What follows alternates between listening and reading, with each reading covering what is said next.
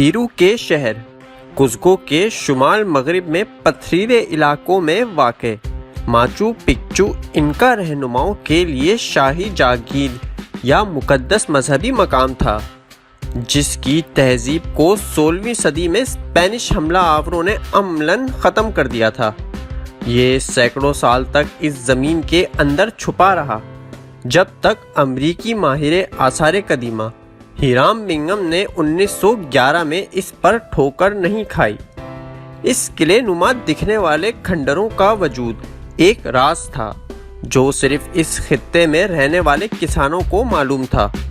یہ سائٹ 5 میل کے متاثر کن فاصلے پر پھیلی ہوئی ہے، جس میں 3000 سے زائد پتھر کے اسٹیپس ہیں جو اس کی بہت ساری مختلف سطحوں کو جوڑتے ہیں۔ آج ہر سال لاکھوں لوگ ماچو پکچو سے گزرتے ہیں، ہجوم اور لینڈ سلائڈنگ کا سامنا کرتے ہوئے سورج کو اس کی بلند و بالا پتھر کی یادگاروں پر غروب ہوتے دیکھتے ہیں اور دنیا کے مشہور ترین انسان ساختہ عجائبات میں سے ایک کی پراسرار رونق پر حیرت کا اظہار کرتے ہیں۔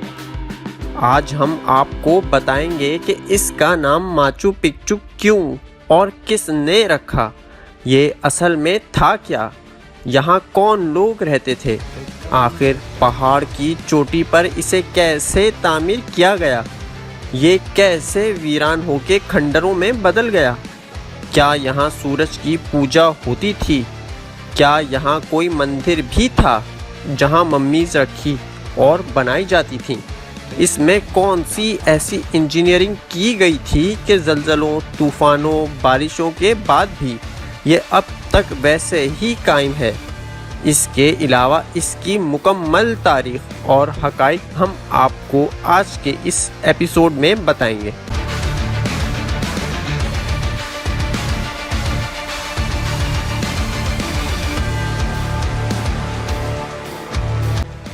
میں ہوں آپ کا ہوسٹ محمد بن سہیل اور ہم آپ کو دکھا رہے ہیں ہسٹری ریکارڈز کی mini series history of 7 wonders کا ایپیسوڈ 4۔ ماچو پکچو اور انکا سلطنت کا ماضی۔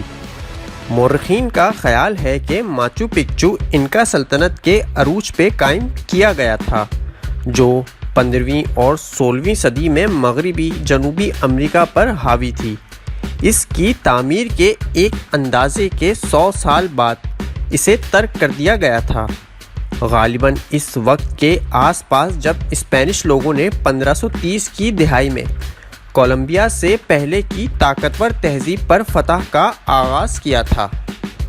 تاہم اس بات کا ثبوت نہیں ہے کہ فاتحین نے کبھی حملہ کیا یا پہاڑوں کی چوٹی یا قلعے تک بھی پہنچے ہوں۔ اسی وجہ سے ایک اور مقبول نظریہ سامنے آتا ہے کہ کچھ لوگوں کا کہنا ہے کہ چیچک کی وبا، جسے آج اسمال پاکس یا چکن پاکس بھی کہا جاتا ہے، اس وبا کی وجہ سے رہائشیوں کا ترک وطن ہوا۔ کیا آپ جانتے ہیں ماچو پکچو غسل خانوں اور گھروں سے لے کر مندروں اور پناہ گاہوں تک 150 سے بھی زیادہ عمارتوں سے بنا ہے۔ جدید دور کے بہت سے ماہرین آثار قدیمہ اب یہ سمجھتے ہیں کہ ماچو پکچو نے انکا شہنشاہوں اور امرا کے لیے شاہی جاگیر کا کام کیا۔ دوسرے لوگوں نے یہ بھی نظریہ پیش کیا ہے کہ یہ ایک مذہبی مقام تھا جو پہاڑوں اور دیگر جغرافیائی خصوصیات سے اس کی قربت کی طرف اشارہ کرتا تھا، جسے انکا سلطنت مقدس رکھتی تھی۔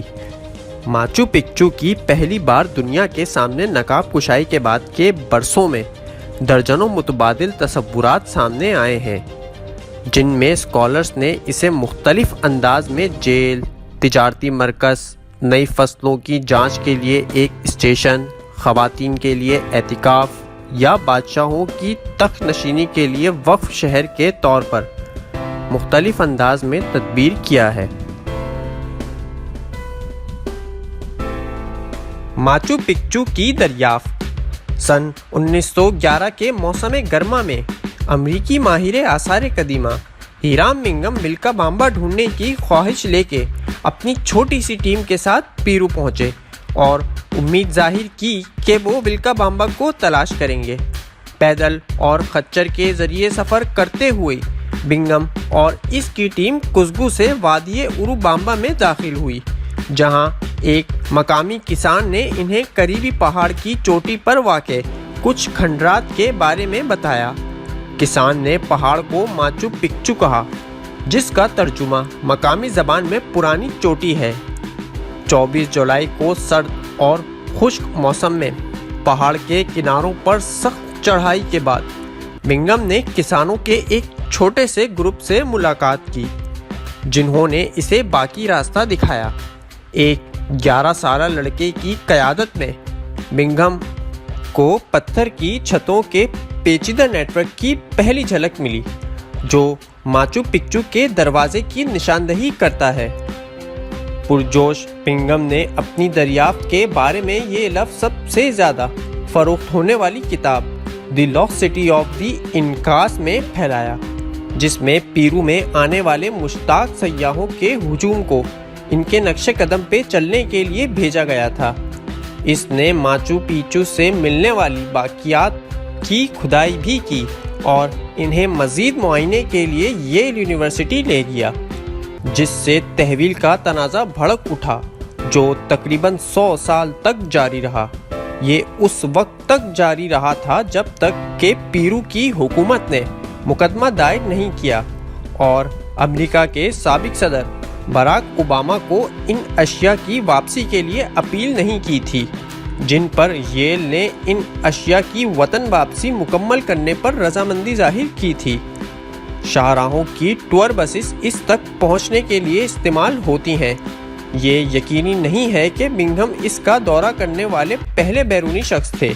اس بات کے شواہد موجود ہیں کہ مشنریز اور دیگر کھوجکار 19ویں اور 20ویں صدی کے شروع میں اس جگہ پر پہنچے تھے، لیکن انہوں نے وہاں جو کچھ بھی بے نقاب کیا، اس کے بارے میں وہ کم آواز اٹھاتے تھے۔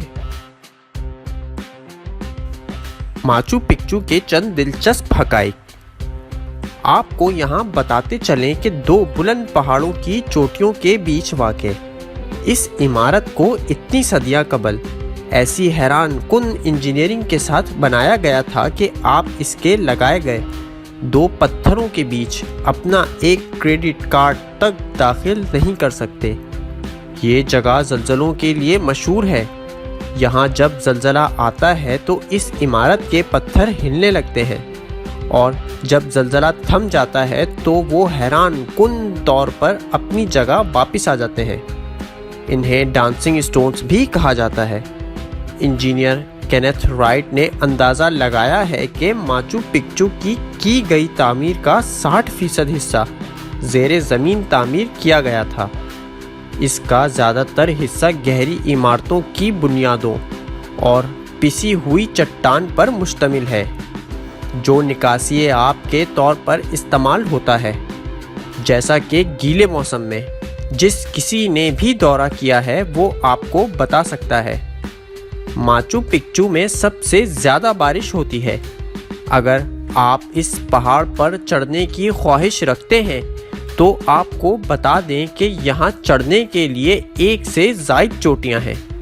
روزانہ یہاں زائرین لمبی قطاروں میں آ کے کھڑے ہو جاتے ہیں، کیونکہ یہاں ڈیلی صرف 400 زائرین کو داخلے کی اجازت ملتی ہے۔ ماچو پکچو اس پہاڑ کی 1640 فٹ کی لمبی ترین اونچائی پر واقع ہے، جہاں آپ کو خود ہی چڑھنا ہوگا۔